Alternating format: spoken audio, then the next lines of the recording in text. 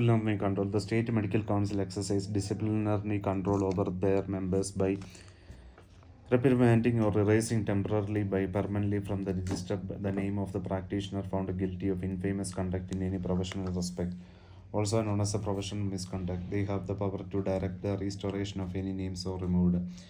Infamous conduct or professional misconduct is defined as the conduct on the part of a medical practitioner during the practice of his profession which would be reasonably regarded as disgraceful and dishonorable by his professional colleagues of good repute and competence. The State Medical Council take a cognizance of any offence of misconduct committed by a registered medical practitioner only. When a written complaint in this respect is received by them or when a medical practitioner is convicted by a court of law. After hearing the complaint as well as the medical practitioner either in person or through his lawyer, the council decided whether any disciplinary action is necessary. Depending upon the gravity of the offence, the action may be in the nature of warning, erasure of the name from the register either for a temporary period or permanently. Such erasure is known as a penal erasure, or when it is permanent, known as a professional death sentence. To deprive the practitioner of all the privileges of a registered medical practitioner. A medical practitioner is entitled to appeal to the Central Health Ministry against the decision of the State Medical Council, and the Ministry, in consultation with the Indian Medical Council, may modify the same. The following list gives some examples of instances of unethical practices which is termed as a professional misconduct. The council is not precluded from considering any other form of professional misconduct which is not covered under this act. Association with the unqualified person. Association with the unqualified person. This includes employment of unqualified or unregistered assistants. Assisting an unqualified person as by giving an anesthetic for some procedure. Having relation with the uncertified person which enable them to practice midwifery or issuing certificate which enable such practices to occur. Covering of unqualified person. Advertising. Direct advertising includes a usually big nameplate, inserting name in a telephone directory in a special place or in a bold type, a prescription paper containing anything other than his name, qualifications, specialty, address, a telephone number and service timings.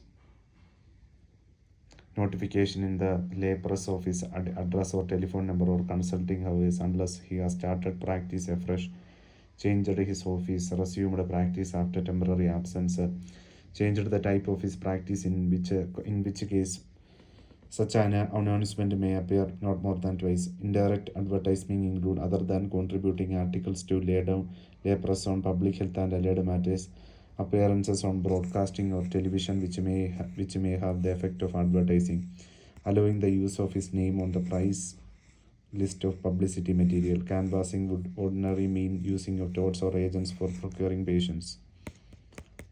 Next is adultery. A doctor should not abuse his position to seduce a female patient or some other member of the family. Abortion. This includes procuring, assisting, or attempting to procuring an illegal abortion. 4 A's. That is adultery, abortion, advertising, and association with the unqualified person. Association with unqualified person, abortion, adultery, and advertising.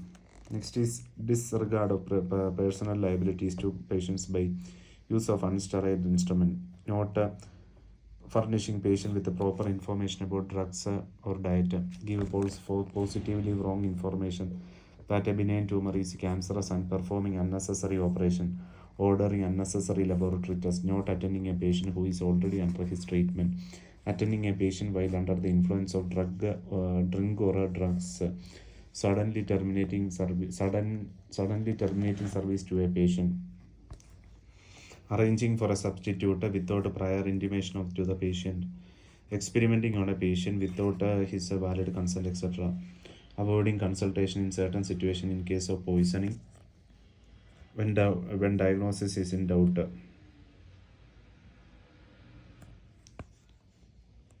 When a case has taken a serious turn, when an operation is to be performed in a case in which there has been a criminal assault in operation of mutilating or destructive nature on an born child